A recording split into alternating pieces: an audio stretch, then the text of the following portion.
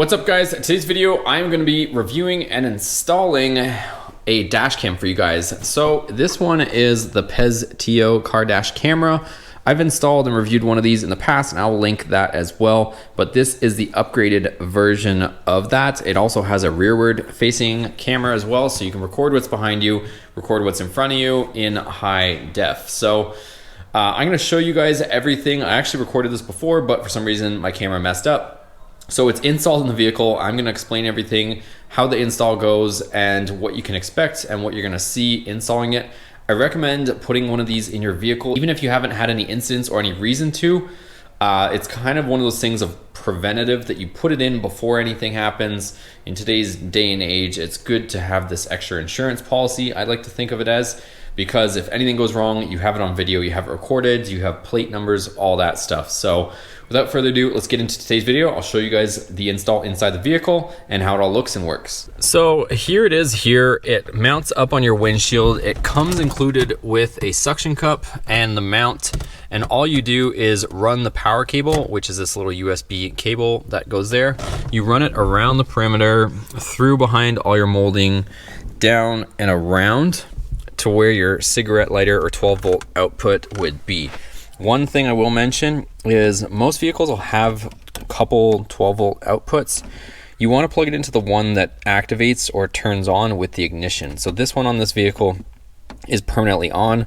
This one comes on with the ignition. Reason being is because when you turn the vehicle on, the camera will get power and that's when it'll know and start to record. So for example, if I turn the key right now, this is going to power up by itself automatically. So that's one of the nice things about this is it comes on, and as you can see here, it's automatically going to start recording, and it is recording in a loop, so it's always going to be recording over itself, so you don't really have to do anything, worry about anything like that. So it has a bunch of buttons on the side here, so you can go into your different menus.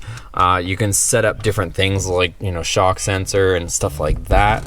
So if we stop recording for a second, we can jump into the menus. You'll see you can adjust the resolution, loop recording. It's not touchscreen, it's all the buttons on the side, motion detection, all that kind of stuff. So you can, you know, 1080, 720, whatever kind of quality you want. And you can move through all different things, exposure. It should be pretty good to go right off the get-go. Parking guard, so you can turn that on so that when you're parked, it will actually start recording as well if it's bumped or anything like that. So there's a bunch of settings there. The other one, if you jump over into this menu here, this is where you're going to get into your LCD brightness, your screen brightness, auto power off. You can do a bunch of different things here, you know, beep sound, format. This is going to be important. This does not include a SD card, so you're going to have to get your own SD card, and as soon as you put it in, you're going to have to format it to the desired format of this unit here. So that's some different things. If I go into this menu here, so see how the LCD, you can go off 30 seconds, 1 minute, or 2 minutes. So you can leave this thing on the entire time, which I find is a little bit distracting, or you can select 30 seconds, 1 minute, 2 minutes for when the screen is going to turn off and go black.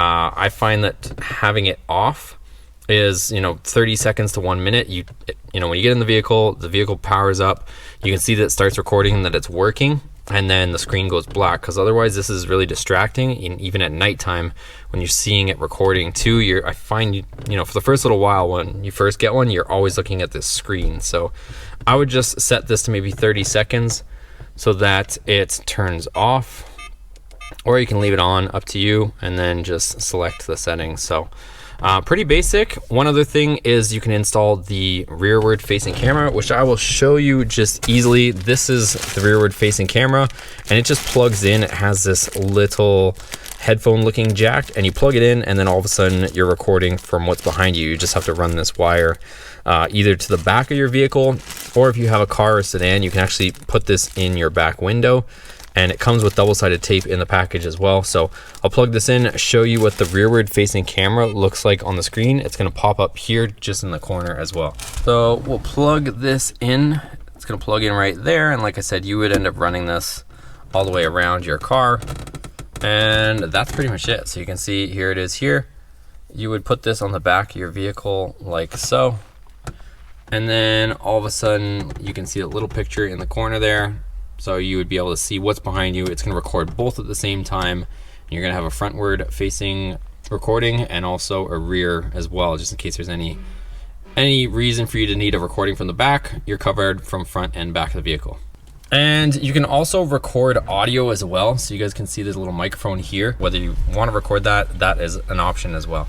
And that's pretty much it, you guys. Once you turn the vehicle off, this will also power off with your cigarette lighter or 12-volt source. So as you can see here, it's gonna continue recording and then it's gonna time out in just a second as well. But you can choose, there you go, it's powering down. You can choose how long you want this thing to stay on. There is a battery inside it as well.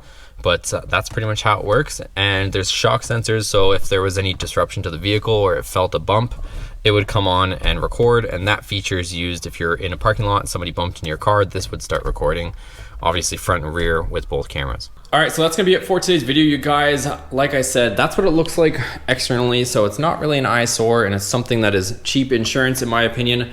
Don't wait until you need a reason for one of these things. It's something that's not that much money. You can put into any vehicle. You can transfer it from one vehicle to the next, but it's something that you won't realize you need until you need it. And that moment might be, too late. But just my opinion, like I said, I haven't had a reason to need it, but I just like the fact that it's there and you're protected in that sense. So let me know what you guys think down below. Have you guys had any, situations or experiences where you needed a dash cam or have any wild stories? Let me know down below in the comments. I'd love to hear them. And if you like this video, give it a thumbs up, subscribe. See you on the next video.